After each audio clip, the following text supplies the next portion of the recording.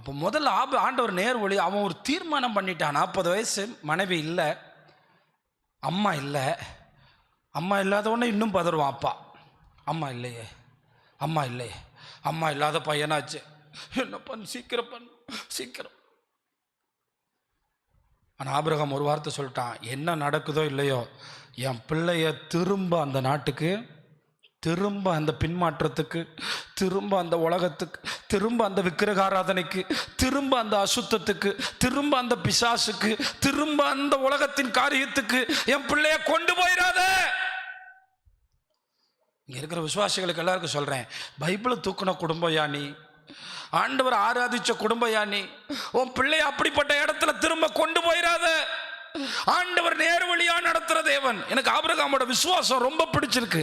Abraham என்ன சொல்றாரு தெரியுமா? அடுத்த வசனத்துல, என்னை என் தகப்பனுடைய வீட்டிலும் என் இனத்தார் இருக்கிற தேசத்திலும் இருந்து அழைத்து வந்தவரும் உன் சந்ததிக்கு இந்த தேசத்தை தருவேன் என்று எனக்கு சொல்லி ஆணையிட்டவருமான வானத்துக்கு தேவனாகிய கர்த்தர், நீ அங்கே இருந்து என் குமாரனுக்கு ஒரு பெண்ணை கொண்டு வரும்படிக்கு தம்முடைய தூதனை உனக்கு முன்பாக அனுப்புவார்.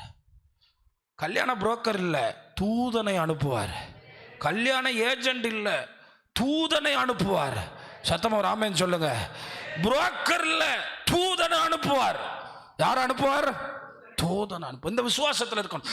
ஆமா, 100 பவுன் போடுறேன்னு சொன்னாலும் நான் பின்னோக்கி போக மாட்டேன். இவன் கணக்கு போட்டு பார்ப்பான், ஒரு பவுன் 1 லட்சத்துக்கு மேலே, 1 கோடி வருது. அதையும் வாங்குவோம், இயேசுவையும் வாங்குவோம். அன்னைக்கு தான்டா உன் வீட்டுக்குள்ளே கவலை வரும். அன்னையிலேருந்து மத்தேயு 6:33 உன் வீட்டில் அழிச்சிடலாம். அன்னையிலிருந்து தேவன் செயல்படுறதை நிறுத்துறார். அவரின் எஜமானனானால் எங்களுக்கு எதிர்த்து நிற்பவன் யார்? அவர் எங்களை நடத்துவாரானால். அதனால தான் சொல்கிறேன், ஒரு தீர்க்கமான முடிவு. ஆபிரகாமுக்கு துணையா நிற்கிறதுக்கு மனைவி இல்லாமல் இருக்கலாம். இன்னும் சொல்கிறோம், எங்கள் வீட்டில் என் புருஷன் இல்லை, நான் என்ன பண்ணுறது, அதனால என் பிள்ளைய தள்ளிட்டேன். நரகத்தில் தள்ளிடு. தள்ளிடாதீங்க, தள்ளிடாதீங்க. எத்தனை பேர் சொல்றீங்க ஆபிரகாமின் தேவன் நம்முடைய தேவன் அப்படின்னா எச்சரிக்கையா இருங்க. பணம் கிடைக்குதுன்னு கல்யாணத்துக்கு போனீங்கன்னா மாமியார் செத்தா, படிப்பு இருக்குன்னு போனீங்கன்னா உன் கழுத்தை அறுத்துருவாங்க, மதிக்காது.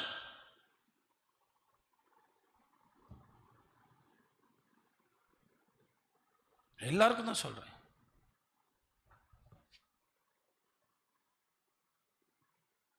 அப்புறம் என்ன, ஒரே ஒரு வழி இருக்கு. நான் செஞ்சது தப்பு ஆண்டவரே, குறுக்கு வழியில் போயிட்டேன், நிறைய கிடைக்குன்னு போயிட்டேன், நான் தான் மன்னிச்சுக்கிறேங்க ஆண்டவரே, என்னை காப்பாத்துங்கன்னா அன்னைக்கு நைட்டு தான் தூக்கம் வரும். ஆனால் சொல்கிறவரை விட மாட்டார். அவங்க பொருந்துக்கிறங்க. ஆபிரகாம் என்ன சொல்ற, எச்சரிக்கையாக இருக்கணும். நீ என் குமாரனை மறுபடியும், இங்கே இருக்கிற உங்களுக்கு சொல்கிறேன், உங்கள் பிள்ளைங்களை நடத்துகிற மிகப்பெரிய பொறுப்பை கர்த்தர் உங்ககிட்ட கொடுத்துருக்காரு. ஆபிரகாம் மாதிரி நீங்கள் நிற்கணும். உயிரே போனாலும் எதுக்கு சர்ச்சுக்கு போனோம்? 12 வயசு வரை சர்ச்சுக்கு போனால் பரலவும் போயிடலாமா? சண்டே கிளாஸ் படித்தா பரலவும் போயிடலாமா? முடிவு பரியந்தம் சண்டே கிளாஸ் பரிச்சு எழுத்துனா பரலவும் போயிடலாமா? முடிவு பரியந்தம் ரெட்ஷிப்பில் நிற்கணுமா இல்லையா? நீங்கள் தான் எச்சரிக்கையாக இருக்கணும், நீங்கள் தான் ஜெபிக்கணும். விதைக்க வேண்டிய நேரத்தில் விதைக்காம பிள்ளை கெட்டு போயிட்டான், 12 வயசு வரை விதைக்கணும். இப்போ கண்ணீர் தான் வடிக்கணும்.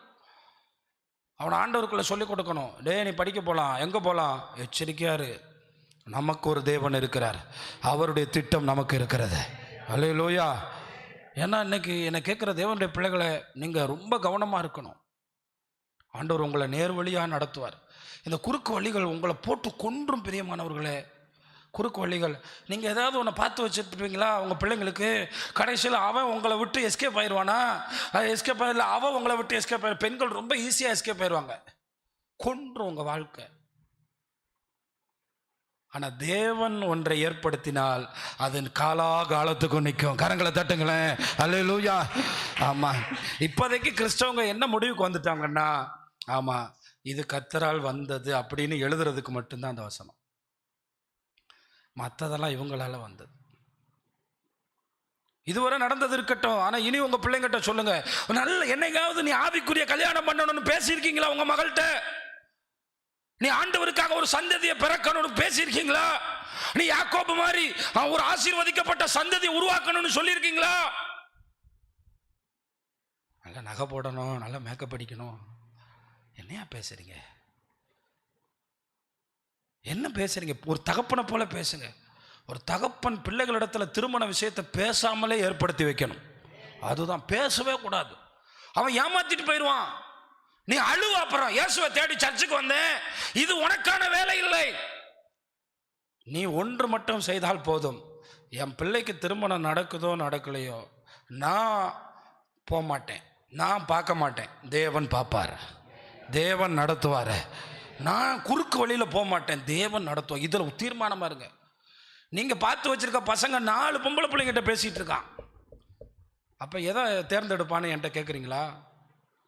கொன்றுவான் உங்களை. ஆனால் உனக்கு கர்த்தர் பார்த்து வைக்கிறது ரொம்ப மகிமையாக இருக்கும்.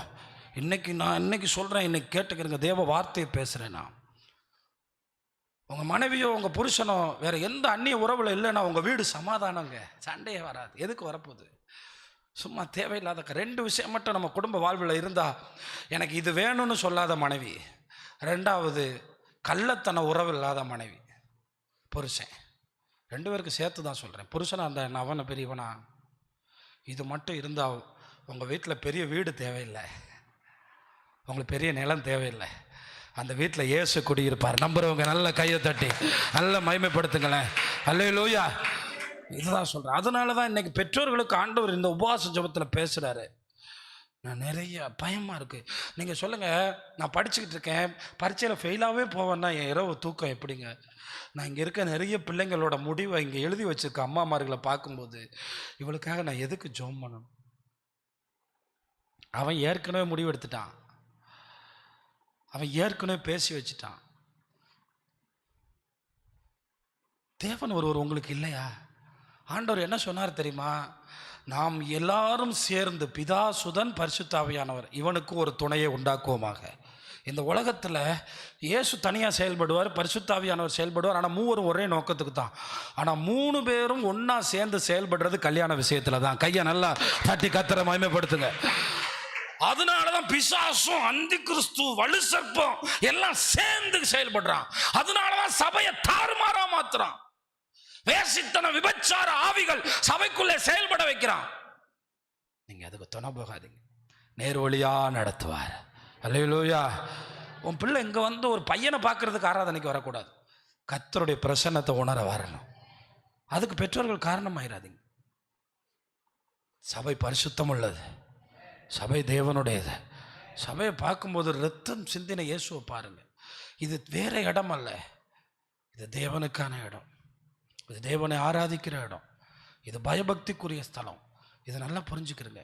அப்போ இங்கே நல்லா கவனிங்க. ஆபிரகாம் இடத்துல நம்ம எல்லாருக்கும் சொல்லணும், என் பிள்ளைக்கு பெரிய கல்யாணம் நடக்குதோ சின்ன கல்யாணம் நடக்குதோ இல்லையோ, அவன் மீண்டும் இந்த உலகத்துக்குள்ளே போய் திருமணம் பண்ணுற ஒரு கல்யாணம் இருக்கவே கூடாது. அது கண்டிப்பாக அதிகமானபடி அது கணவனுடைய குடும்பத்திலேயோ மனைவியினுடைய குடும்பத்திலேயோ நெருக்குவார்கள்.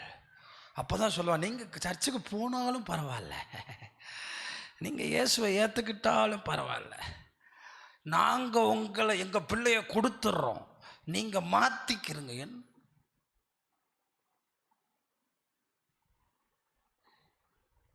கடைசி வரை அவன் இருதயத்தில் இயேசுவை சுமக்கவே இல்லை. மொட்டை போடும்பான், கோயிலுக்கு போம்பான், குலதெய்வம் கோயிலுக்கு போம்பான்.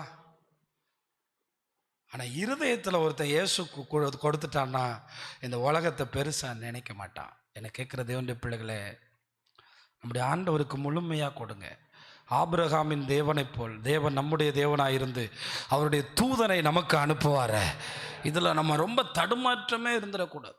பிள்ளைங்களை சரியாக வளர்க்கணும். நான் பிள்ளைங்கிட்ட சொல்லி கொடுத்துக்கிட்டே இருக்கணும். இந்த உலகத்துக்குள்ளே போகிற நீ ஒரு பையனை பார்க்குறதுக்கோ ஒரு பொண்ணை பார்க்குறதுக்கோ போகல, நீ படிக்க போகிற. இதை தெளிவாக பெற்றோர்கள் பேசணும். உனக்கு படிப்பு மட்டும்தான். எச்சரிக்கையாரு, தேவன் உனக்கானதை ஆயத்தப்படுத்தி வச்சிருக்கிறாரு, அதை தேடி கண்டுபிடிக்கணும். ரெபெக்காள்னு ஒரு பிள்ளை பிறந்தது தெரியாது, தெரியுமா தெரியாதா எனக்கு தெரியல.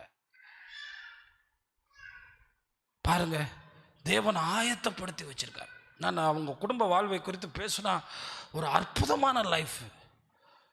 அவங்கள குறித்து பேசுனா ஜெபத்தில் குறைவில்லை. தேவனிடத்தில் வேதாகமத்தில் முத விசாரித்த பெண் யார் தெரியுமா?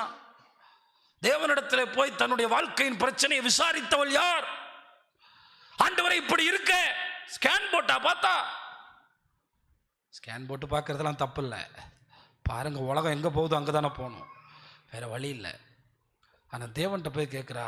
அவள் தான் ரெட்டை பிள்ளைன்னு முதல்ல ஸ்கேன் இல்லாமல் கண்டுபிடிச்சவ. என் வயிற்றுக்குள்ளே ஏதோ பிரச்சனை வருது ஆண்டவரே, எல்லாருக்கும் இருக்க மாதிரி இருக்கல எனக்கு பிரசவம், ஏன்னா அவர் நேர் வழியாக நடத்துவார். இன்னைக்கு நம்ம வீட்டில் ஜெபிக்கிற அம்மாக்களை காணோம்.